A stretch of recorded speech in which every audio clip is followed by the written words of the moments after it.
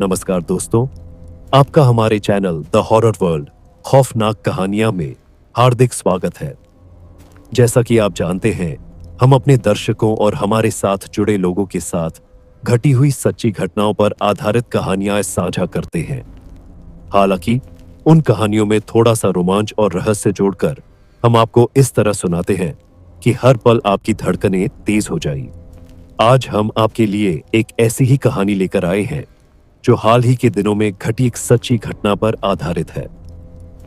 दोस्तों, जैसे ही दिसंबर का महीना आता है, हम सभी क्रिसमस और न्यू ईयर ईव के जश्न की तैयारियां शुरू कर देते हैं।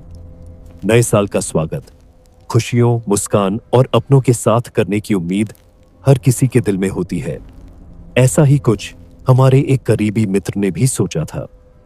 उन्होंने अपने पूरे परिवार के साथ 31 दिसंबर की रात को एक यादगार जश्न मनाने की योजना बनाई थी, लेकिन उन्हें क्या पता था कि वही रात उनके और उनके परिवार के लिए एक ऐसी खौफनाक रात बन जाएगी जिसे वे जिंदगी भर कभी भूल नहीं पाएंगे।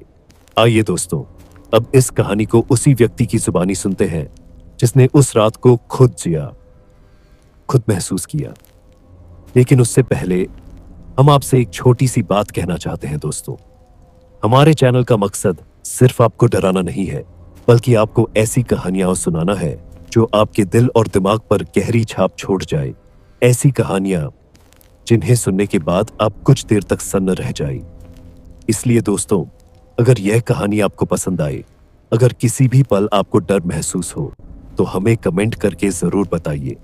और अगर आपको लगे कि इस कहानी में कहीं कुछ बेहतर किया जा सकता था या कोई कमी रह गई है, तो वह भी बेहिचक हमें लिखिए, क्योंकि आपकी राय ही हमें अपनी आने वाली कहानियों को और ज्यादा खौफनाक और असरदार बनाने में मदद करती है।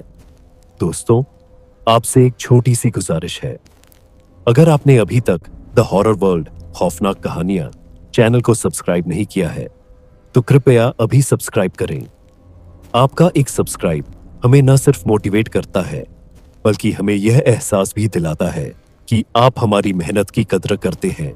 और हाँ दोस्तों, सब्सक्राइब करने के बाद बेल आइकॉन दबाना बिल्कुल न भूलें, ताकि हमारे आने वाले हर नए वीडियो की जानकारी आपको सबसे पहले मिले और आप कोई भी डरावनी और रोमांचक कहानी मिस न करें। तो चलिए दोस्तों, अब बिना किसी देरी के शुरू करते हैं आज की खौफनाक कहानी। ये कहानी है अमन प्रताप सिंह की, जो एक मल्टीनेशनल कंपनी में कार्यरत है और नोएडा की एक पॉश कॉलोनी में स्थित 3 मंजिला इमारत में अपने जॉइंट फैमिली के साथ रहते हैं। इमारत के ग्राउंड फ्लोर पर अमन के माता पिता रहते हैं, उनकी मां अनिता जी और पिता अखिलेश प्रताप सिंह। पहली मंजिल पर खुद अमन अपनी पत्नी सौम्या और अपने 2 बच्चों के साथ रहते हैं। उनकी बड़ी बेटी अवनी, जो 11 साल की है, और छोटा बेटा अभी, जिसकी उम्र सिर्फ 4 साल है। इमारत की दूसरी मंजिल पर अमन का छोटा भाई नमन, उसकी पत्नी मोना और उनकी 8 साल की बेटी अदिति रहते हैं। जबकि तीसरी मंजिल पर अमन की छोटी बहन श्रुति अपने 10 साल के बेटे विवान के साथ रहती है। श्रुति के पति लेफ्टिनेंट कमांडर मोहित भारतीय नौसेना इंडियन नेवी में कार्यरत है। अपनी ड्यूटी के कारण उन्हें ज्यादातर समय समुद्र में जहाज पर रहना पड़ता है। इसी वजह से श्रुति अपने बेटे के साथ अपने माता पिता और भाइयों के साथ इसी जॉइंट फैमिली में रहती है। मोहित के माता पिता का पहले ही निधन हो चुका था, जिस कारण यह परिवार ही श्रुति और उसके बेटे के लिए उनका पूरा सहारा था। अमन सुबह नाश्ते के लिए डाइनिंग टेबल पर बैठा हुआ था। उसे आज ऑफिस जाकर एक बेहद जरूरी मीटिंग अटेंड करनी थी। तभी श्रुति वहां आ गई। उसने हल्की चिंता भरे स्वर में कहा, भैया, इस बार न्यू ईयर का आपका क्या प्लान है? मोहित तो इस बार भी नहीं आ रहे हैं। आज ही सुबह सैटेलाइट फोन के जरिए उनका कॉल आया था। विवान इस बार पूरे मस्ती के मूड में था, लेकिन जैसे ही उसे पता चला कि पापा नहीं आ रहे हैं, वह बहुत मायूस हो गया। कुछ ऐसा प्लान कीजिए कि विवान और बाकी सभी बच्चे भी एंजॉय कर सके और हम लोग भी उनके साथ अच्छा समय बिता सके। अमन चुपचाप उसकी बात सुनते हुए नाश्ता करता रहा। फिर शांत स्वर में बोला, आज मेरी एक बहुत ही इंपॉर्टेंट मीटिंग है। कल क्रिसमस है, इसलिए मेरी छुट्टी रहेगी। कल आराम से बैठकर कोई अच्छा सा प्लान बनाते हैं। वैसे कल नमन की भी छुट्टी होगी, उससे भी पूछ लेंगे कि उसका क्या प्लान है। अगर उसने पहले से कुछ तय नहीं किया होगा तो हम सब मिलकर कहीं घूमने या कुछ खास करने का प्लान बना लेंगे। श्रुति के चेहरे पर यह सुनकर थोड़ी राहत झलकने लगी। नाश्ता खत्म कर अमन जल्दी जल्दी तैयार हुआ और ऑफिस के लिए निकल पड़ा। दिमाग में घर की बातें घूम रही थीं, लेकिन आज की मीटिंग इतनी जरूरी थी कि उसका पूरा फोकस वहीं होना चाहिए था। ऑफिस पहुंचते ही वह सीधे कॉन्फ्रेंस रूम में चला गया। मीटिंग में उसके बॉस और कंपनी के कुछ सीनियर क्लाइंट्स मौजूद थे। कमरे का माहौल थोड़ा गंभीर था। मीटिंग शुरू हुई। अमन ने प्रेजेंटेशन ऑन किया और पूरे आत्मविश्वास के साथ बोलना शुरू किया। डेटा, ग्राफ, फ्यूचर प्लान, सब कुछ इतनी साफ और सटीक तरीके से रखा कि धीरे धीरे कमरे का माहौल बदलने लगा। करीब 1 घंटे तक चली उस मीटिंग के बाद बॉस ने हल्की मुस्कान के साथ कहा, excellent work Aman, this deal was very important for the company and you handled it perfectly. Clients ने भी सहमति में सिर हिलाया। मीटिंग सक्सेसफुल रही। मीटिंग खत्म होते ही बॉस ने अमन को अपने केबिन में बुलाया। केबिन के अंदर जाते ही बॉस ने कुर्सी से टिकते हुए कहा, अमन, तुम्हें पता है इस साल तुमने कंपनी के लिए काफी अच्छा काम किया है और न्यू ईयर भी आने वाला है। अमन ने हल्की सी मुस्कान के साथ कहा, थैंक यू सर। बॉस ने आगे कहा, कंपनी की तरफ से हम तुम्हें और तुम्हारी फैमिली को 2 नाइट्स एंड 3 डेज का एक छोटा सा ब्रेक ऑफर करना चाहते हैं। यह सुनकर अमन थोड़ा चौंक गया। Company has 3 farm houses, boss ने फाइल खोलते हुए कहा, एक दिल्ली में, दूसरा मानेसर में और तीसरा मनाली में।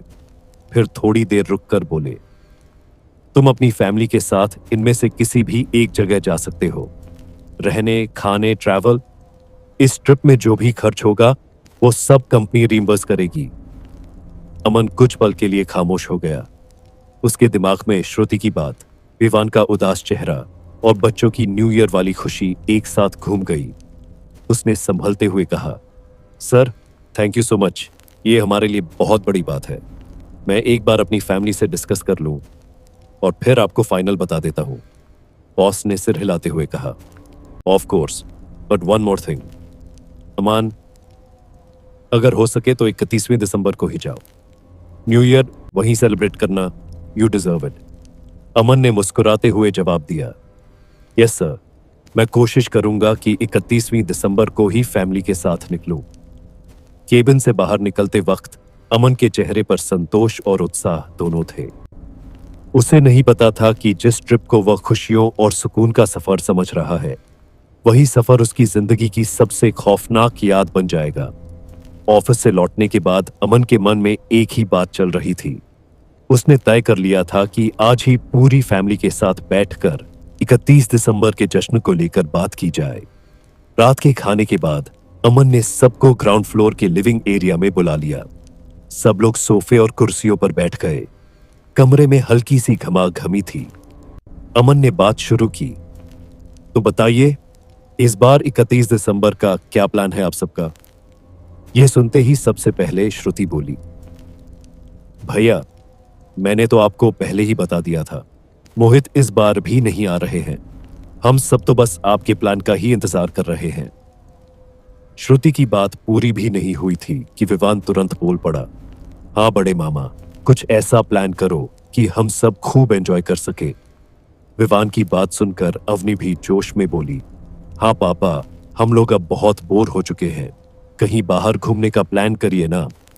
इतने में छोटी सी अदिति भी मुस्कुराते हुए बोल पड़ी, हाँ, मैं भी विवान भैया और अवनिधि के साथ जाऊंगी। बच्चों की बातें सुनकर अमन के चेहरे पर हल्की सी मुस्कान आ गई। उसने अब अपने छोटे भाई नमन की तरफ देखा और पूछा, नमन, तेरा क्या प्लान है इस बार? नमन एक सॉफ्टवेयर इंजीनियर था और एक मल्टीनेशनल कंपनी में काम करता था। यूएस क्लाइंट का प्रोजेक्ट होने के कारण उसे न्यू ईयर के पहले हफ्ते तक वर्कलोड नहीं था। वह खुशी से बोला, भैया, आज ऑफिस में मेरी मीटिंग बहुत अच्छी रही और कंपनी की तरफ से मुझे 1-2 नाइट्स का फैमिली ट्रिप ऑफर हुआ है। यह सुनते ही कमरे में खुशी की लहर दौड़ गई। अमन ने आगे बताया, कंपनी के 3 फार्म हाउस हैं, दिल्ली, मानेसर और मनाली में। हम इनमें से किसी एक जगह जा सकते हैं। सारा खर्च कंपनी उठाएगी। यह सुनते ही लगभग सब एक साथ बोल पड़े, मनाली। बच्चों की आंखें चमक उठीं। लेकिन तभी अमन के पिता अखिलेश जी बोले, अरे बेटा, इस समय मनाली में बहुत ज्यादा ठंड पड़ती है, तुम लोग बीमार पड़ जाओगे। मां अनिता जी ने भी समर्थन किया। हाँ, इतनी ठंड में बच्चों को लेकर जाना ठीक नहीं रहेगा। मानेसर या दिल्ली ही देख लो। इस पर नमन मुस्कुराते हुए बोला, पापा, दिल्ली और मानेसर तो हम कभी भी घूम सकते हैं, वहां का खर्च भी कम आएगा, लेकिन कंपनी के खर्चे में मनाली जाना ज्यादा बेहतर रहेगा। नमन की बात सुनकर अमन ने भी सहमति जताई। हाँ पापा, नमन सही कह रहा है।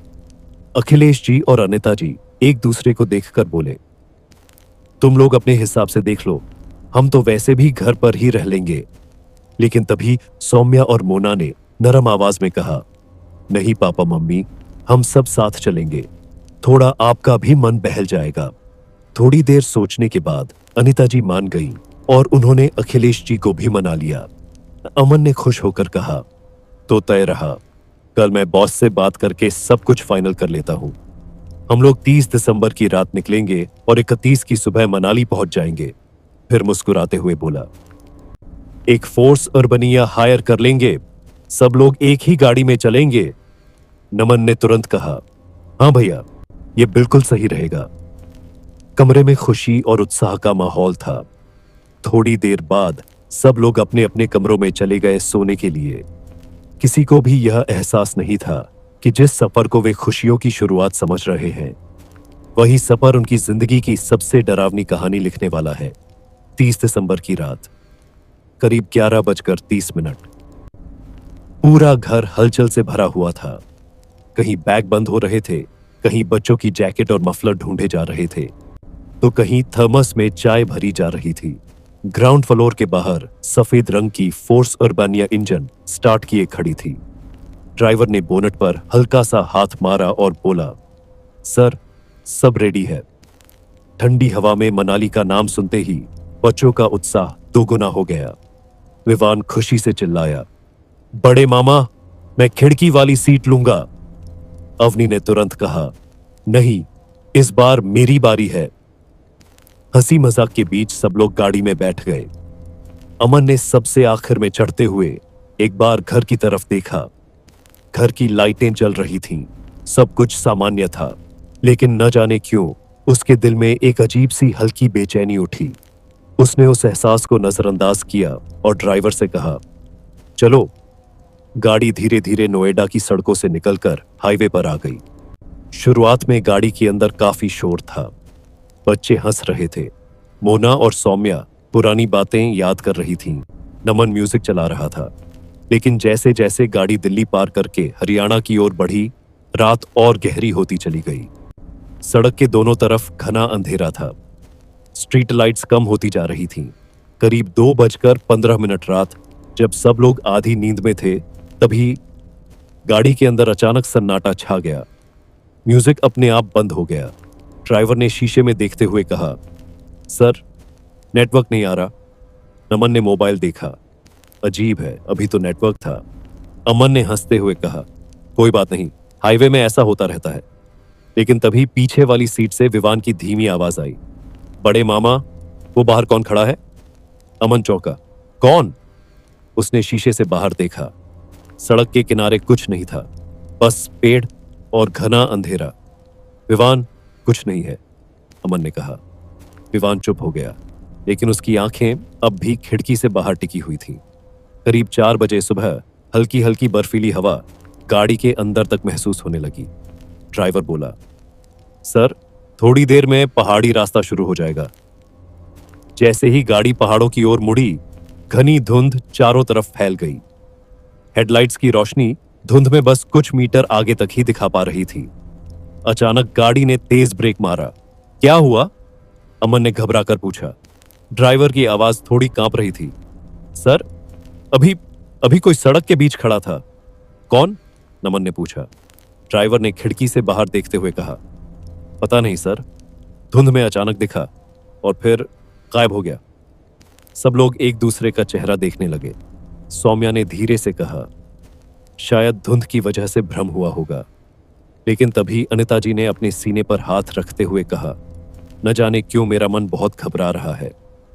अमन ने उन्हें ढाढ़स बंधाया, कुछ नहीं होगा मां, बस थोड़ी देर और। लेकिन उसके अपने दिल की धड़कन अब पहले से काफी तेज हो चुकी थी। सुबह के करीब 7:30 जब गाड़ी ने मनाली में एंट्री ली तो चारों तरफ बर्फ से ढके पहाड़ थे। बच्चों की नींद एक साथ टूट गई। वाओ, देखो बर्फ! पापा फोटो लो! खुशी का माहौल फिर से लौट आया। कंपनी का फार्म हाउस शहर से थोड़ा हटकर एक शांत जगह पर था। लकड़ी से बना 2 मंजिला फार्म हाउस, चारों तरफ ऊंचे ऊंचे देवदार के पेड़। ड्राइवर ने गाड़ी रोकी। अमन ने उतरते हुए गहरी सांस ली। ठंडी हवा, सफेद बर्फ और एक अजीब सा सन्नाटा। अचानक विवान ने अमन का हाथ कसकर पकड़ लिया। बड़े मामा, उसने फुसफुसाकर कहा, यह जगह मुझे अच्छी नहीं लग रही। अमन मुस्कुराया, अरे पगले, डरपोक कहीं का, यही तो मजा आएगा। लेकिन जब अमन ने फार्म हाउस की खिड़कियों की तरफ देखा तो उसे ऐसा लगा जैसे ऊपर की मंजिल से कोई उन्हें देख रहा हो। पलक झपकते ही वो एहसास गायब हो गया। अमन ने खुद से कहा, थकान है, बस थकान। उसे क्या पता था कि जिस फार्म हाउस को वह सुकून की जगह समझ रहा है, वही जगह 31 दिसंबर की रात उनकी जिंदगी का सबसे खौफनाक राज खोलने वाली है। गाड़ी रुकते ही एक अधेड़ उम्र का व्यक्ति तेज कदमों से उनकी ओर बढ़ा। दुबला पतला शरीर, चेहरे पर हल्की झुर्रियां और आंखों में कुछ ऐसा जो एक पल को अमन को अजीब लगा। उसने हाथ जोड़कर कहा, नमस्ते साहब, मेरा नाम वीरभद्र है। मैं इस फार्म हाउस का केयर टेकर हूं। उसकी आवाज में शिष्टाचार था, लेकिन नजरें मानो कुछ छुपा रही हो। वीरभद्र ने सबका सामान उतरवाने में मदद की और फिर फार्म हाउस की तरफ ले जाते हुए बोला, साहब, मेरी क्वार्टर यहीं पास में है। सबकी नजरें फार्म हाउस से थोड़ा हटकर बनी एक छोटी सी मंदिर नुमा जगह पर गईं। मंदिर के बगल में एक छोटा सा क्वार्टर था जहां वीरभद्र अपनी पत्नी के साथ रहता था। उसने आगे बताया, मेरे बच्चे पास के गांव में मेरे माँ बाप के साथ रहते हैं। इतना कहते हुए उसकी आवाज एक पल के लिए भारी हो गई। वीरभद्र ने एक एक करके बाकी लोगों से भी परिचय कराया। ये है बिन्नू, हमारे रसोइया।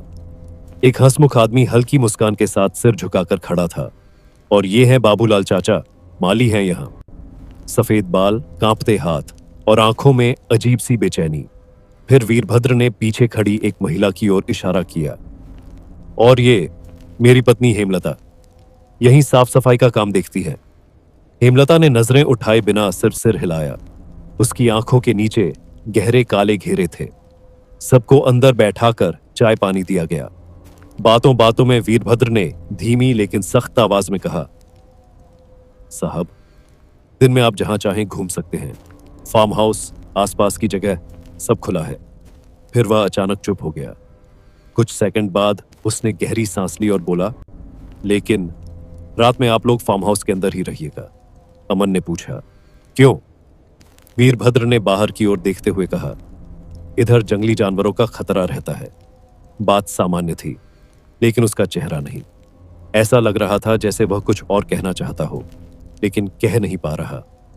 सौम्या ने ध्यान दिया, इन सबके चेहरे डरे हुए क्यों लग रहे हैं? अमन ने भी गौर किया। वीरभद्र, बिन्नू, बाबूलाल चाचा और हेमलता, सबके चेहरे पर एक जैसी अनकही दहशत थी। तभी नमन की नजर एक अजीब चीज पर गई। फार्म हाउस के पीछे जहां स्टाफ का क्वार्टर था, वह जगह चारों तरफ से लोहे के मोटे जाल से घिरी हुई थी। ये जाल क्यों लगाया है? नमन ने पूछा। वीरभद्र एक पल को रुक गया, फिर बोला, सुरक्षा के लिए साहब। लेकिन उसकी आवाज कांप गई। फिर उसने एक और बात पर जोर देते हुए कहा, और एक बात, रात में चाहे कुछ भी हो जाए, बाहर मत निकलना। कमरे में अचानक सन्नाटा छा गया। वीरभद्र ने आगे कहा, और दिन में भी पहली मंजिल के आगे वाले हिस्से में मत जाइएगा। वो हिस्सा वैसे भी बंद रहता है। उसके लॉक के साथ किसी तरह की छेड़छाड़ बिल्कुल मत कीजिएगा। यह सुनते ही अनिता जी ने अपनी साड़ी का पल्लू थोड़ा कसकर पकड़ लिया। अवनी ने धीरे से पूछा, पापा वहां क्या है? वीरभद्र ने नजरें झुका ली। बस पुराना हिस्सा है। लेकिन उसकी आंखें सच नहीं बोल रही थीं। माहौल अब भारी हो चुका था। तभी नमन जोर से हंस पड़ा। अरे यार, इतना क्यों डर रहे हो सब? पहाड़ों में ऐसी बातें आम होती हैं। उसने बच्चों की तरफ देखकर कहा, चलो पहले बर्फ में खेलते हैं, फोटो खिंचवाते हैं। बच्चों के चेहरे पर फिर से मुस्कान लौट आई। अमन ने भी खुद को संभालते हुए कहा, हाँ, छुट्टियां मनाने आए हैं, डरने नहीं। लेकिन जब सब लोग बाहर निकल गए, वीरभद्र मंदिर की तरफ मुड़ा। उसने धीरे से माथा टेककर कुछ फुसफुसाया, हे भगवान, इन सब की रक्षा करना। और दूर फार्म हाउस की पहली मंजिल की अंधेरी खिड़की से मानो कोई उन्हें देख रहा था। दिन के वक्त फार्म हाउस का माहौल बिल्कुल अलग था। चारों तरफ बर्फ से ढके पहाड़, साफ नीला आसमान और ठंडी लेकिन सुकून देने वाली हवा। बच्चे कभी बर्फ में लौटते, कभी एक दूसरे पर बर्फ के गोले फेंकते। हंसी, खिलखिलाहट और खुशी की आवाजें पूरे फार्म हाउस में गूंज रही थीं। इसी मस्ती के बीच चारों बच्चे, विवान, अवनी, अदिति और अभी खेलते खेलते फार्म हाउस की पहली मंजिल के आगे वाले हिस्से तक पहुंच गए। वही हिस्सा जिसके बारे में वीरभद्र ने सख्त मना किया था। बच्चे अचानक रुक गए। उनके सामने एक बहुत बड़ा लोहे का ताला लगा था, पुराना, जंग लगा हुआ लेकिन मजबूत। ताले पर लाल रंग से सिंदूर जैसा कुछ लगाया गया था और उसके चारों ओर कई लाल पीले कलावे बंधे हुए थे। अवनी ने धीमी आवाज में कहा, यह ताला ऐसा क्यों है? विवान ने कदम पीछे खींचते हुए कहा, मुझे अच्छा नहीं लग रहा। अभी ने नादानी में ताले को छूने के लिए हाथ बढ़ाया, लेकिन अदिति ने उसका हाथ पकड़ लिया। मत छुओ, उसकी आवाज कांप रही थी। ये कुछ अजीब है। तभी अचानक अदिति के कान के बिल्कुल पास किसी ने फुसफुसाकर कहा, अदिति इधर आओ। अदिति सिहर गई, उसकी आंखें फैल गईं। फिर वही आवाज, और इस बार और साफ, दरवाजे के इस साइड, इधर आओ।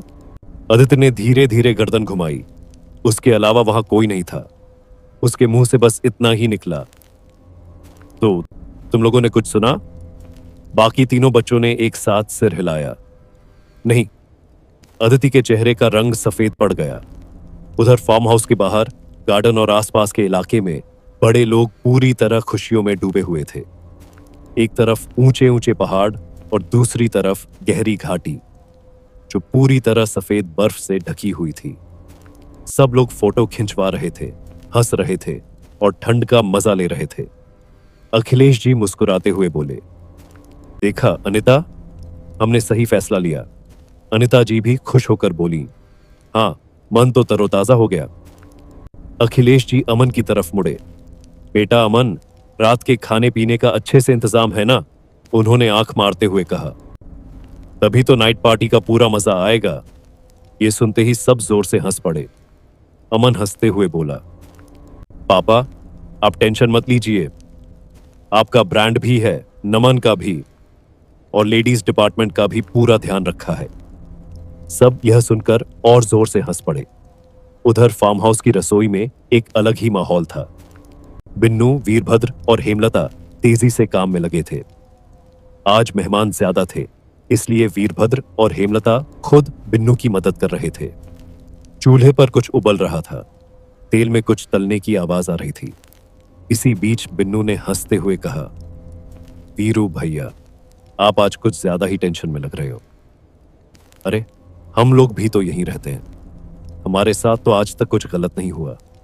वीरभद्र ने काम करते करते धीरे से कहा, तू अभी नया है बिन्नू, तू कुछ साल पहले आया है। फिर उसने चाकू नीचे रखा और गंभीर आवाज में बोला, मैं यहां पिछले 20 सालों से हूं। जब मैं लड़का हुआ करता था तब से मैं इस जगह के राज जानता हूं। हेमलता ने डरते डरते पूछा, तो फिर आज हमें भी बता दो, आखिर वो कौन है जो रात में काले साए बनकर बाहर घूमते रहते हैं? और उनकी गुर्राने की आवाज सुनकर तो मेरी जान ही निकल जाती है। और ऊपर की मंजिल से रात में जो चीखने रोने की आवाज आती है, वो किसकी है? वीरभद्र अचानक जोर से चिल्ला पड़ा। चुप! उसकी आवाज पूरी रसोई में गूंज गई। जब तक हम इस बिल्डिंग में हैं उसका नाम तक मत लो। बिन्नू और हेमलता सिहर गए। बिन्नू ने घबरा कर कहा, वीरू भैया, हम सब ने आपका दिया हुआ ताबीज पहना हुआ है और आपके कहे अनुसार हम उस ऊपर वाले एरिया में जाते भी नहीं हैं, पर कम से कम बाहर जो काले साए हैं उनके बारे में तो बता दो। वीरभद्र ने चारों तरफ देखा जैसे कोई सुन न ले, फिर बहुत धीमी आवाज में बोला, तुम जानते हो ये फार्म हाउस जिस जमीन पर बना है वो जमीन अंग्रेजों के जमाने में कब्रिस्तान हुआ करती थी। जो काले साए रात में घूमते हैं वो उन्हीं लोगों के हैं जिन्हें यहीं दफनाया गया था। बिन्नू की सांस अटक गई। वीरभद्र ने आगे कहा, जब ये फार्म हाउस बन रहा था तब मैंने कंपनी वालों को मना किया था, पर गरीब अनपढ़ आदमी की कौन सुनता है। ऊपर से उन कमीनों ने पहली मंजिल के आगे वाले हिस्से को और शापित कर दिया। बिन्नू और हेमलता वीरभद्र के चेहरे पर जमी हुई दहशत साफ देख पा रहे थे। अचानक ऊपर पहली मंजिल से बच्चों की जोरदार चीख गूंज उठी। आ! तीनों एक साथ चौंक गए। रसोई का चम्मच जमीन पर गिर पड़ा। वीरभद्र का चेहरा सफेद पड़ गया। उसने कांपती आवाज में कहा, हे भगवान, उन्हें उन्हें उस दरवाजे के पास नहीं जाना था। पहली मंजिल से आई वो चीख इतनी तेज थी कि फार्म हाउस की दीवारें मानो कांप उठी हों। वीरभद्र, बिन्नू और हेमलता तीनों एक साथ रसोई से भागे। दूसरी तरफ गार्डन में खड़े अमन और नमन ने भी वो चीख सुनी। ये बच्चों की आवाज है, अमन चिल्लाया और बिना कुछ सोचे अंदर की तरफ दौड़ पड़ा। नमन उसके पीछे पीछे था। उनके पीछे सौम्या, मोना, श्रुति और हांफते हुए अनिता जी और अखिलेश जी भी तेज कदमों से अंदर आए। सीढ़ियां चढ़ते वक्त सबकी सांसें फूल चुकी थीं। जैसे ही सब लोग पहली मंजिल पर पहुंचे, सब अचानक जहां के तहां रुक गए। वहां विवान, अवनी और अभी डरे सहमे खड़े थे, लेकिन अदिति वहां नहीं थी। और जो सबसे डरावनी बात थी, वो बड़ा लोहे का ताला जो सुबह तक मजबूती से बंद था, अब खुला हुआ था। दरवाजा हल्का सा अंदर की ओर खुला हुआ था और उसी अंधेरे के भीतर से अदिति के रोने की आवाज साफ साफ आ रही थी। मम्मी, मुझे बाहर निकालो। अनिता जी की चीख निकल गई। हे भगवान! वीरभद्र ने जैसे ही वो खुला ताला देखा, वह डर के मारे चीख पड़ा। मुझे पता था, मुझे इसी बात का डर था। उसकी आवाज कांप रही थी। अब तो ये फार्म हाउस भी सुरक्षित नहीं रहा। उसने बाहर की ओर इशारा किया। बाहर वो शैतान है, फिर दरवाजे की ओर, और अंदर ये लोग।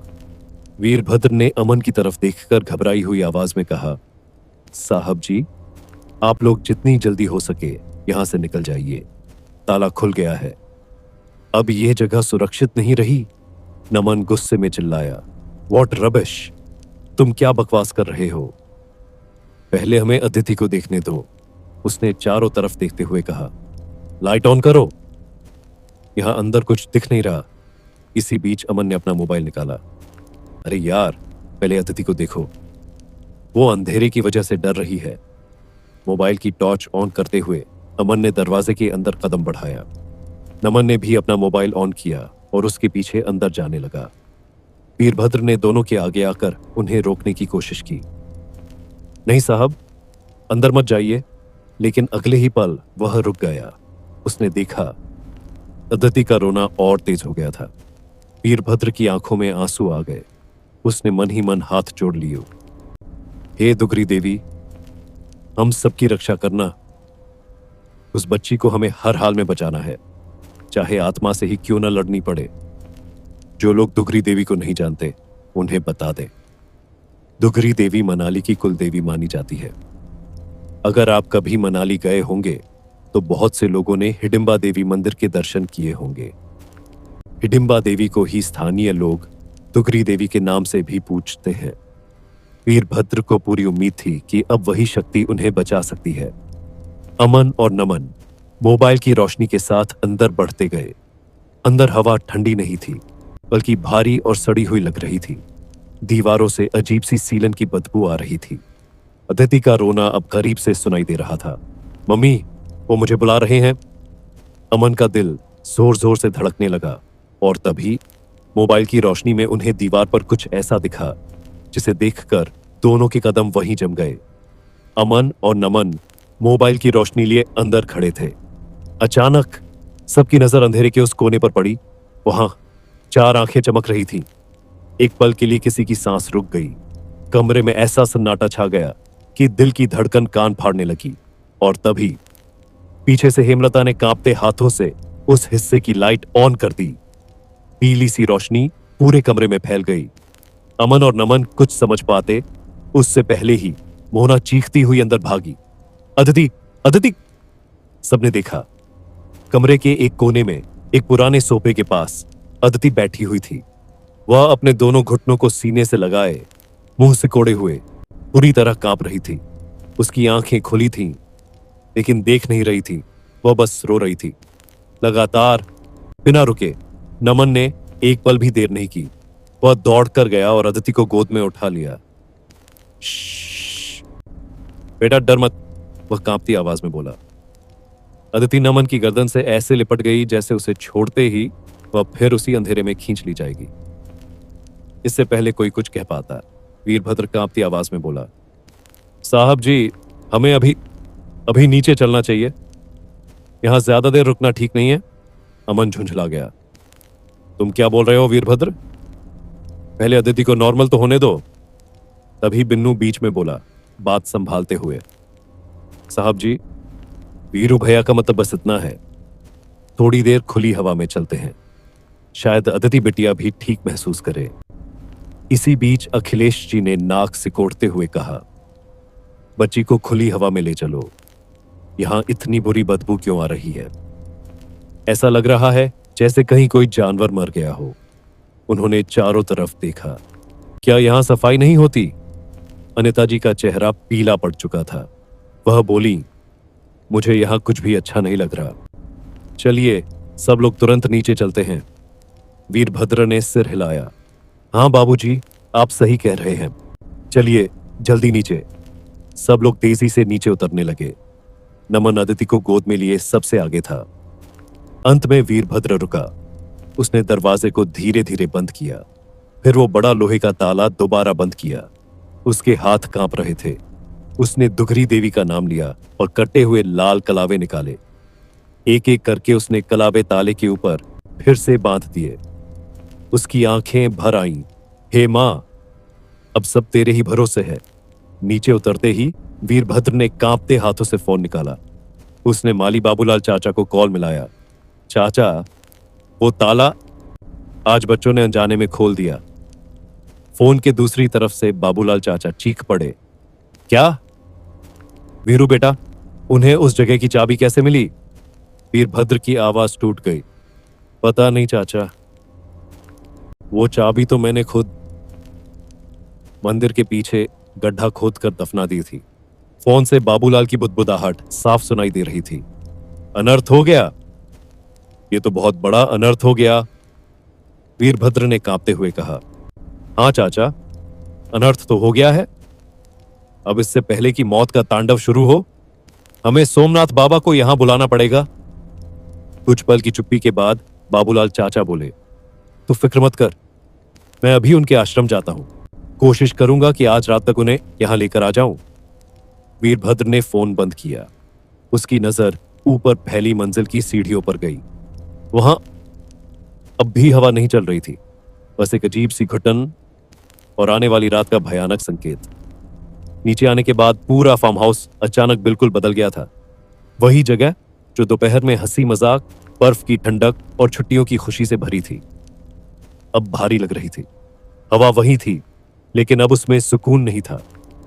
नमन अदिति को गोद में लिए सोफे पर बैठा था। अदिति का सिर उसके कंधे पर टिका था। उसकी उंगलियां अब भी नमन की जैकेट को कसकर पकड़े हुए थीं। उसकी सांसें धीमी तो हो गई थी, लेकिन हर कुछ सेकंड में उसका शरीर हल्का सा झटके से कांप जाता। मोना उसके सामने बैठी थी। बेटा, पानी पियोगी? अदिति ने कोई जवाब नहीं दिया। उसकी आंखें खुली थीं, लेकिन कहीं दूर देख रही थी। ऐसा लग रहा था जैसे वह अभी भी उसी अंधेरे कमरे में हो। ड्राइंग रूम की सारी लाइटें ऑन कर दी गई थीं, फिर भी कोनों में अंधेरा जमा हुआ लग रहा था। अनिता जी बार बार अपनी जगह बदल रही थीं। कभी बच्चों को देखती, कभी सीढ़ियों की तरफ। अखिलेश जी खामोशी से बैठे थे, लेकिन उनकी उंगलियां लगातार हिल रही थीं। अमन दरवाजे के पास खड़ा था। उसकी नजर हर थोड़ी देर में ऊपर की मंजिल की ओर चली जाती। इस चुप्पी को सबसे पहले विवान ने तोड़ा। वह अवनी और अभि के पास बैठा था। उसकी आवाज धीमी थी, लेकिन कांप नहीं रही थी। बड़े मामा, उसने अमन की तरफ देखा। हम लोग हाइड एंड सीक खेल रहे थे। सबकी नजर एक साथ विवान पर टिक गई। विवान बोलता गया, हम चारों ऊपर खेल रहे थे। पहले अवनी दी सीकर बनी थी। हम लोग इधर उधर छुप रहे थे। मैं सीढ़ियों के पास था, अभी पर्दे के पीछे। और अदिति। विवान एक पल रुका। उसने अपनी उंगलियां ने आपस में फंसा ली। वो पहले हमारे साथ ही थी। अवनी अब बोलने लगी। जब अदिति की बारी आई सीकर बनने की, हम सब छुप गए, लेकिन काफी देर तक वो हमें ढूंढ ही नहीं पाई। अभी धीरे से बोला, हमने उसका नाम लिया, पर उसने जवाब नहीं दिया। कमरे में सन्नाटा और गहरा हो गया। विवान ने धीरे धीरे आगे कहा, फिर हम उस तरफ गए। उसने हाथ से ऊपर की मंजिल के उस हिस्से की ओर इशारा किया जहां ताला लगा था, जहां वो बड़ा ताला था। हमें लगा शायद अदिति वहीं छुपी होगी। अनिता जी बेचैन होकर बोली, पर वहां तो मना था ना? विवान ने सिर झुका लिया। हाँ, अवनी धीमी आवाज में बोली। ताला पहले बंद था, लेकिन फिर वह रुक गई। अमन ने कठोर आवाज में पूछा, लेकिन फिर क्या? अवनी ने निगलते हुए कहा, ताला खुला हुआ था। कमरे में एक साथ कई सांसें रुक गईं। अब सबकी नजर अदिति पर थी। उसकी आंखें धीरे धीरे किसी को ढूंढने लगीं।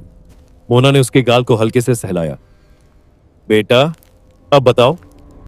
अदिति ने बहुत धीरे से बोलना शुरू किया। हम खेल रहे थे। उसकी आवाज बहुत हल्की थी। फिर उसने अपने कान की तरफ इशारा किया। मेरे कान में कोई बोला। सब झुककर सुनने लगे। अदिति। उसकी आवाज थोड़ी तेज हुई। इधर आओ। मोना की आंखें भर आईं। अदिति ने आंखें बंद कर ली। फिर मुझे कुछ याद नहीं। जब मेरी आंख खुली, उसकी आवाज कांपने लगी। तो मैं एक अंधेरे कमरे में थी। वहां बहुत ठंड थी और हवा नहीं थी। मैंने चिल्लाया। उसने अपने दोनों हाथों से कान ढक लिए और फिर आप सब आ गए। कमरे में कोई कुछ नहीं बोला। विवान धीरे से बोला, हमने उसकी आवाज सुनी और हम भी चिल्लाए। बस। खिड़की के बाहर अंधेरा घना हो चुका था। पहाड़ अब दिखाई नहीं दे रहे थे। सिर्फ देवदार के पेड़ों की काली परछाइयां थीं जो हवा में हल्की हल्की हिल रही थी। और तभी ऊपर की मंजिल से एक बहुत हल्की सी आवाज आई। कोई आवाज जिसे शायद कोई और समय होता तो नजरअंदाज कर दिया जाता, लेकिन अब अमन ने धीरे से कहा, क्या आप सबने कुछ सुना? कोई जवाब नहीं आया, लेकिन हर किसी का चेहरा बता रहा था। 31 दिसंबर की वो रात जिसे हर कोई हंसी, शोर और जश्न से जोड़ता है। लेकिन उस फार्म हाउस में रात कुछ और ही कहानी लिखने वाली थी। ड्राइंग रूम में सब लोग इकट्ठा थे। अमन, नमन, अखिलेश जी और श्रुति बार बार कोशिश कर रहे थे कि माहौल हल्का रहे। हालांकि उनकी आंखें खुद उनका साथ नहीं दे रही थीं। अमन ने जानबूझकर मुस्कुराते हुए कहा, अरे यार, न्यू ईयर है। ऐसे डर के मूड में कौन सेलिब्रेट करता है? नमन ने हंसने की कोशिश की। हाँ, बच्चे भी हैं। अगर हम ही डरेंगे तो ये लोग कैसे नॉर्मल रहेंगे? अखिलेश जी अपनी भारी आवाज में बोले, बिल्कुल। जिंदगी में सब कुछ प्लान के हिसाब से नहीं चलता। थोड़ी बहुत अजीब बातें हर जगह होती हैं। लेकिन यह कहते वक्त उनका हाथ कुर्सी के हत्थे को कुछ ज्यादा ही कसकर पकड़े हुए था। विवान, अवनी, अभि और अदिति, चारों बच्चे अब खेल नहीं रहे थे। वे एक ही सोफे पर एक दूसरे से सटे बैठे थे। अदिति अब शांत थी, लेकिन उसकी नजर बार बार सीढ़ियों की तरफ चली जाती। मोना ने धीरे से पूछा, बेटा ठीक लग रहा है? अदिति ने सिर हिला दिया, लेकिन उसकी उंगलियां मोना की साड़ी को अब भी कसकर पकड़े हुए थीं। इसी बीच वीरभद्र धीरे धीरे सीढ़ियों की तरफ बढ़ा। सबकी नजर उस पर थी। उसने ऊपर जाने वाली लोहे की जाली का गेट बंद किया और उस पर मजबूत कुंडी लगा दी। फिर उसने वहीं सामने एक छोटा सा लकड़ी का टेबल रखा। टेबल पर उसने देवी जी की एक तस्वीर रखी। फूल नहीं थे, अगरबत्ती नहीं थी, बस तस्वीर और उसका कांपता हुआ हाथ।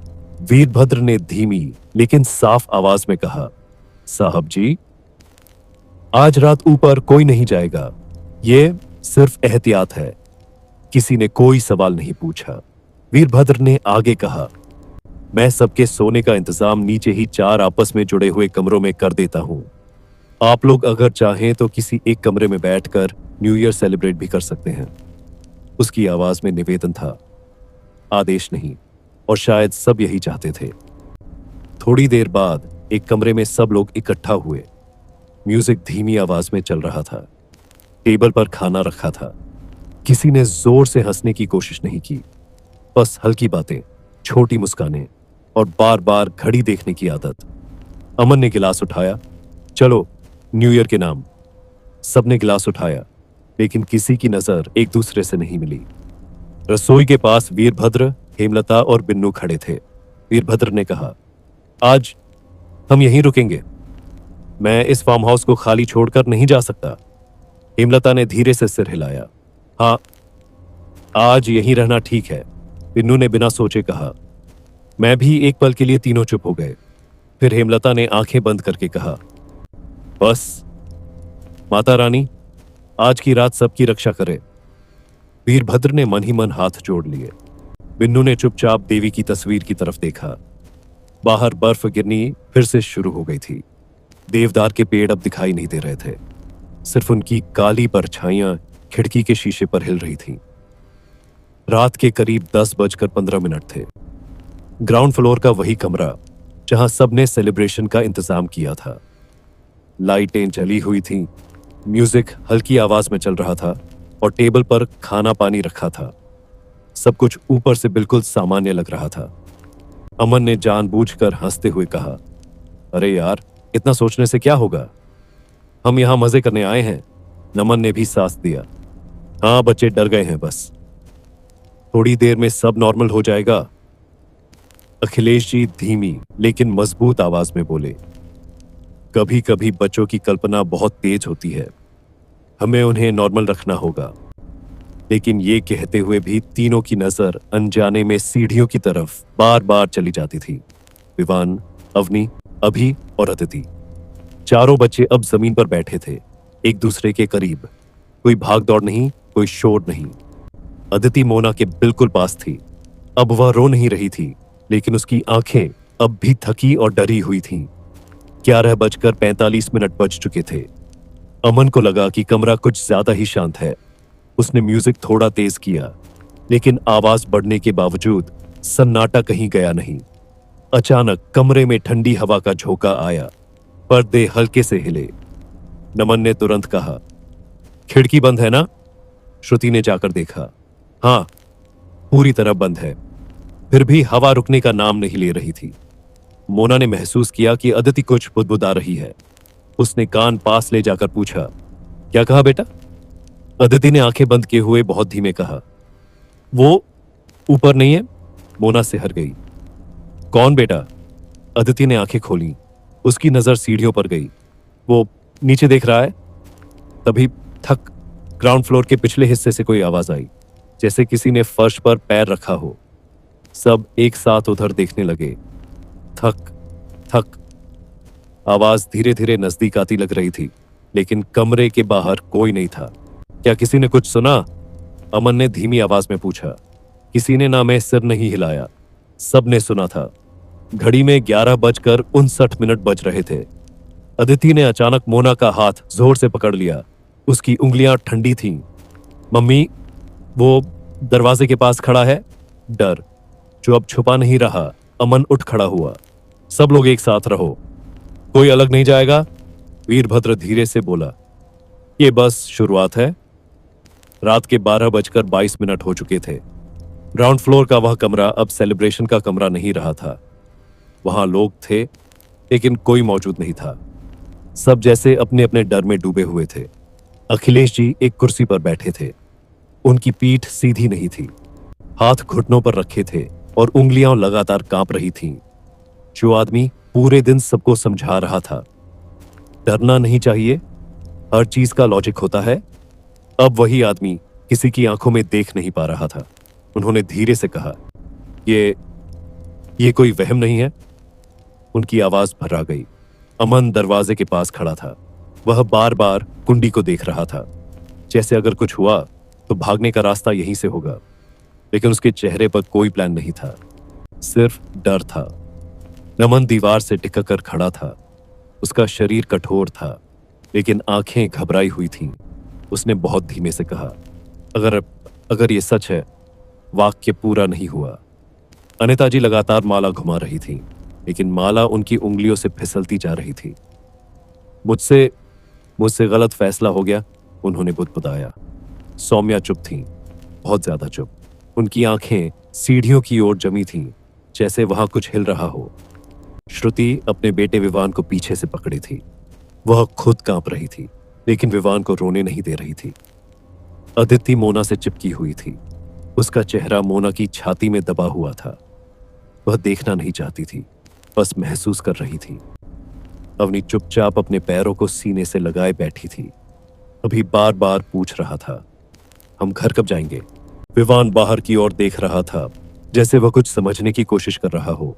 अचानक मुख्य दरवाजे के बाहर कुछ रगड़ने की आवाज आई, बहुत धीमी, जैसे कोई चीज जमीन से अपने नाखून खींच रही हो। कर सबका शरीर एक साथ कस गया। फिर थक, एक हल्की सी थपकी। दरवाजा नहीं हिला, लेकिन आवाज काफी थी। इसके बाद एक गहरी गुर्राहट, इतनी भारी कि दिल के अंदर कुछ टूट जाए। वे आवाज किसी जानवर की नहीं थी। उसमें दर्द था, गुस्सा था और भूख। अनिता जी रो पड़ी। अखिलेश जी अब खड़े भी नहीं हो पा रहे थे। कमरे की पिछली दीवार पर एक पल के लिए कुछ हिला। कोई साफ चेहरा नहीं, बस एक अजीब सी परछाई, जैसे किसी के बाल हवा में लटक रहे हो। अगले ही पल वह गायब।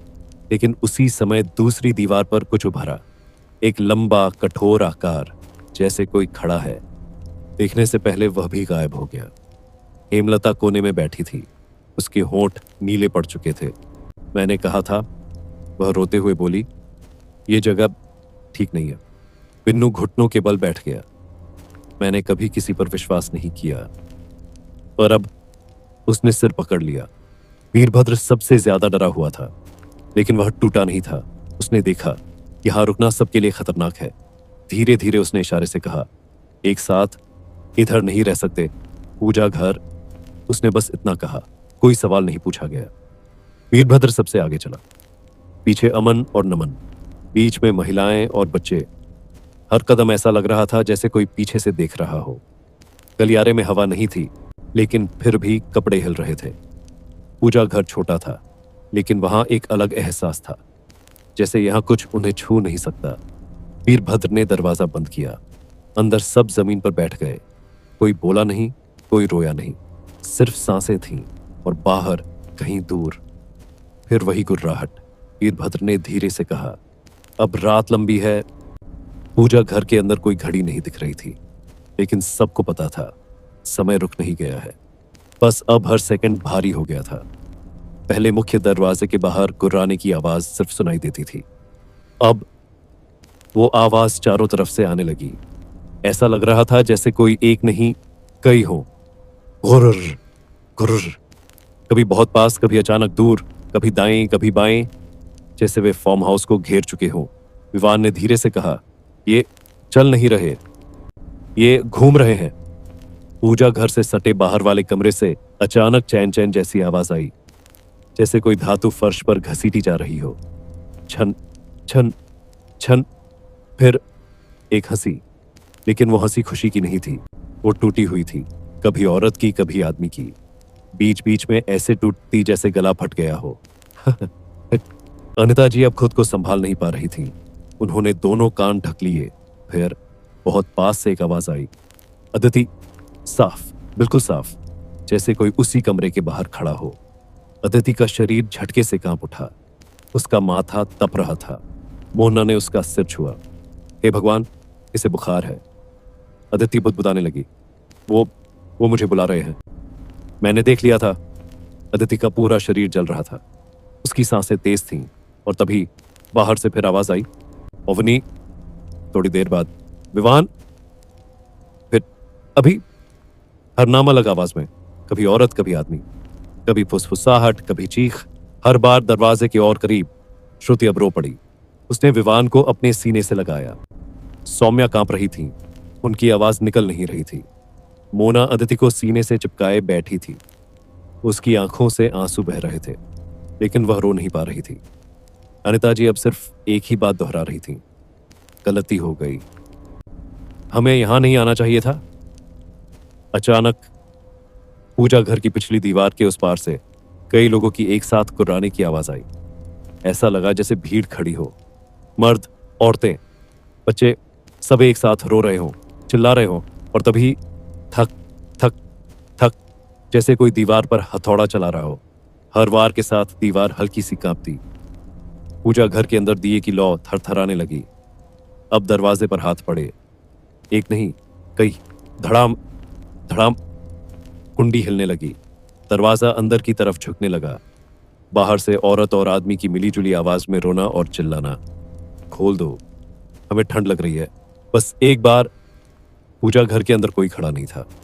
सब जमीन पर एक दूसरे से चिपके बैठे थे। बच्चे औरतों की गोद में, मर्द दीवार से टिके। किसी की हिम्मत नहीं थी आंख उठाने की। अमन ने पहली बार कहा, अगर ये असली है तो हम बचेंगे कैसे? उसकी आवाज टूट चुकी थी। अचानक सब आवाजें एक साथ रुक गईं। एक पल के लिए पूरा सन्नाटा, फिर एक बहुत धीमी फुसफुसाहट। हम अंदर आएंगे, आज नहीं, लेकिन याद रखना। पूजा घर के अंदर सब सिर्फ सांस ले रहे थे। कोई बोल नहीं रहा था, कोई रो नहीं रहा था, बस जिंदा थे। और यही डर की सबसे खतरनाक बात थी। पूजा घर के अंदर सब एक दूसरे से सटे बैठे थे, लेकिन अब डर बाहर नहीं था। डर अमन के भीतर हिलने लगा था। बहुत देर से चली आ रही अजीब खामोशी के बीच अचानक एक आवाज आई, न तेज न गुस्से में, बस इतनी पास कि अमन को लगा ये आवाज उसके कान में नहीं, सीधे दिमाग में बोल रही है। अमन! सौम्या सिहर कर उसकी तरफ देखती है। अमन ने तुरंत कहा, मेरा नाम मत लो, लेकिन आवाज रुकी नहीं। अमन प्रताप सिंह, अब पूरा नाम। अब उसके हाथ अपने आप कांपने लगे। आवाज बोली, तुम्हें याद है वो रात जब तुम घर लौट सकते थे, लेकिन तुम लौटे नहीं? सौम्या की आंखें और बड़ी हो गईं। कौन सी रात? वह कांपती आवाज में पूछती है। अमन कुछ नहीं बोलता, उसके होंठ सूख चुके थे। आवाज फिर आती है, तुमने उस रात फोन बंद किया, तुमने कहा था मीटिंग है, लेकिन मीटिंग कभी थी ही नहीं। अब पूजा घर के अंदर सांसों की आवाज साफ सुनाई देने लगती है। नमन धीरे से बोलता है, अमन भैया, ये क्या बोल रहे हैं? अमन ने कान ढक लिए। चुप! वह चिल्लाया। पूजा घर के अंदर सब एक दूसरे से सटे बैठे थे, लेकिन अब डर बाहर नहीं था। डर अमन के भीतर हिलने लगा था। बहुत देर से चली आ रही अजीब खामोशी के बीच अचानक एक आवाज आई, न तेज न गुस्से में, बस इतनी पास कि अमन को लगा ये आवाज उसके कान में नहीं, सीधे दिमाग में बोल रही है। अमन! सौम्या सिहर कर उसकी तरफ देखती है। अमन ने तुरंत कहा, मेरा नाम मत लो, लेकिन आवाज रुकी नहीं। अमन प्रताप सिंह, अब पूरा नाम। अब उसके हाथ अपने आप कांपने लगे। आवाज बोली, तुम्हें याद है वो रात जब तुम घर लौट सकते थे, लेकिन तुम लौटे नहीं? सौम्या की आंखें और बड़ी हो गईं। कौन सी रात? वह कांपती आवाज में पूछती है। अमन कुछ नहीं बोलता, उसके होंठ सूख चुके थे। आवाज फिर आती है, तुमने उस रात फोन बंद किया, तुमने कहा था मीटिंग है, लेकिन मीटिंग कभी थी ही नहीं। अब पूजा घर के अंदर सांसों की आवाज साफ सुनाई देने लगती है। नमन धीरे से बोलता है, अमन भैया, ये क्या बोल रहे हैं? अमन ने कान ढक लिए। चुप! वह चिल्लाया। अमन ने अपने दोनों कान जोर से बंद कर लिए, जैसे अगर आवाजें अंदर नहीं जाएंगी तो सच भी उसके भीतर नहीं घुसेगा। लेकिन तभी बाहर से एक बहुत ही खौफनाक हंसी गूंज उठी। वो हंसी न पूरी तरह औरत की थी, न पूरी तरह मर्द की। दोनों की मिलीजुली, टूटी हुई, रेंगती हुई हंसी। पूजा घर की दीवारें हल्की हल्की कांपने लगीं। सौम्या अब खुद को और रोक नहीं पाई। उसने अमन के हाथ जोर से पकड़ लिए। अमन! उसकी आवाज गुस्से और डर से भर गई। तुम क्या छुपा रहे हो? सच सच बताओ। अमन आंखें खोले बिना बस सिर हिलाता रहा। अनिता जी कांपती आवाज में बोली, सौम्या बेटा, ये वक्त इन बातों का नहीं है। अभी हमें इस मुसीबत से बचने के बारे में सोचना चाहिए। लेकिन तभी धप धप बाहर दीवार पर कुछ जोर से टकराया और फिर एक आवाज, अब बिल्कुल साफ, अब बिल्कुल पहचानने लायक। अनिता! अनिता जी सिहर गईं। आवाज बोली, क्या अब तुम्हारी जवानी के किस्से खोलूं या तुम सब खुद बाहर आओ, वरना एक एक करके सबके ऐसे राज खोलूंगी कि तुम सब एक दूसरे की शक्ल देखना भी पसंद नहीं करोगे। इसके बाद वही डरावनी मर्द औरत की मिलीजुली हंसी। अब पूजा घर के बाहर शोर लगातार बढ़ रहा था। हुर्र हुर्र, ऐसा लग रहा था जैसे कोई भीड़ है। घुर्राते हुए लोग, रोती हुई औरतें, चीखते हुए मर्द, जैसे बस एक धक्का और दीवार टूट जाएगी। अखिलेश जी अब और खड़े नहीं रह पाए। वे भगवान की मूर्ति के सामने बैठ गए, दोनों हाथ जोड़कर, आंखों से आंसू बहते हुए। भगवान! उनकी आवाज टूट चुकी थी। अगर मैंने अपने जीवन में कुछ भी अच्छा किया हो तो आज हम सबको यहां से बचा लो। हम कभी 31 दिसंबर सेलिब्रेट नहीं करेंगे। पूरी जिंदगी मंदिरों और धार्मिक स्थानों की सेवा में लगा देंगे। बस आज की रात बचा लो भगवान। वीरभद्र दीवार से टिक गया। उसकी सांस तेज थी, आंखें डर से भरी। हे माता, वह बुदबुदाया, किसी भी तरह हमें बचा लो। सोमनाथ बाबा अगर आज आ जाए तो वही हमें अंदर और बाहर के शैतानों से बचा सकते हैं। धड़ाम धड़ाम, पूजा घर का लोहे का गेट जोर जोर से हिलने लगा। कुंडी कांपने लगी और तभी एक लड़की की आवाज, रोती हुई, बिल्कुल पास से, अमन सर, आपने मेरे साथ ठीक नहीं किया। सौम्या का दिल जैसे रुक गया। उसने धीरे से पूछा, ये किसकी आवाज है? बाहर फिर वही डरावनी हंसी। डरो मत, ये तो सिर्फ आवाज है, वीरभद्र बोला। सौम्या अब सीधे अमन की आंखों में देख रही थी। अमन, मुझे बताओ, तुम क्या छुपा रहे हो हमसे? अमन कांपती आवाज में बोला, मेरे ऑफिस में काम करने वाली कनिका, उसके साथ एक बार उसका बर्थडे सेलिब्रेट किया था। शायद वही बोल रही है। बाहर से तुरंत आवाज, ओ अच्छा, तो बस इतना ही हुआ था? और फिर जोरदार हंसी। सौम्या ने अमन को तिरछी नजर से देखा। अमन जल्दी जल्दी बोला, वो मेरे साथ ज्यादा फ्रैंक हो रही थी तो मैं तुरंत वहां से आ गया था। लेकिन बाहर से हो, चाहो तो मैं अंदर आकर पूरा सच बता दूं। या सौम्या, इसे हमारे पास भेज दो, हम इसका सच निकाल लेंगे। अमन ने जोर से आंखें बंद कर ली, दोनों हाथ मुट्ठी में भींच लिए और एक साथ फूट पड़ा। हाँ, मुझसे वो गलती हो गई जो नहीं होनी चाहिए थी। पूजा घर के अंदर कोई आवाज नहीं थी, कोई रो नहीं रहा था, कोई बोल नहीं रहा था। सब बस जमे हुए थे और सौम्या, वह सबसे ज्यादा चुप थी, क्योंकि उसकी नजर में अमन एक आदर्श पति था, एक परिवार के लिए समर्पित इंसान, और अब वह छवि धीरे धीरे टूट रही थी। सौम्या अब खुद को रोक नहीं पाई। उसकी आंखों से आंसू लगातार बहने लगे। वह चुपचाप रो नहीं रही थी, वह अंदर से टूट रही थी। और तभी बाहर से एक और आवाज, इस बार और ज्यादा जहरीली और ज्यादा निजी। क्यों सौम्या, तुम कौन सी एक दूध की धुली हो? पूजा घर के अंदर जैसे हवा जम गई। आवाज आगे बोली, भूल गई अपने कॉलेज के दिन? तुम और श्रुति कॉलेज की हॉट बेब्स हुआ करती थी। जाने कितने लड़कों के जज्बातों से तुम दोनों खेला करती थी। एक पल को सबकी नजर सौम्या और श्रुति पर चली गई। आवाज और ज्यादा चुभने लगी। वाह, क्या सही जोड़ी है ननद भाभी। सौम्या कुछ बोल पाती उससे पहले ही श्रुति उठ खड़ी हुई। उसकी आवाज कांप रही थी लेकिन टूट नहीं रही थी। अमन भैया, ये सब शादी से पहले की बातें थी, इसमें कुछ भी गलत नहीं था, इसलिए इनकी बातों में मत आओ। ये सिर्फ हमारे छुपे हुए राजों के डर से हम सबको डराना चाहती है ताकि हम आपस में लड़ने लगे। उसकी आंखों में अब डर था लेकिन उससे ज्यादा समझ थी। अचानक हा, बहुत तेज, बहुत पास, और फिर छप छप छप पायल की आवाज। जैसे कोई नंगे पांव चल रहा हो, धीरे धीरे सीधे पूजा घर के दरवाजे की ओर। हर छम छम के साथ दिल और तेज धड़कने लगा।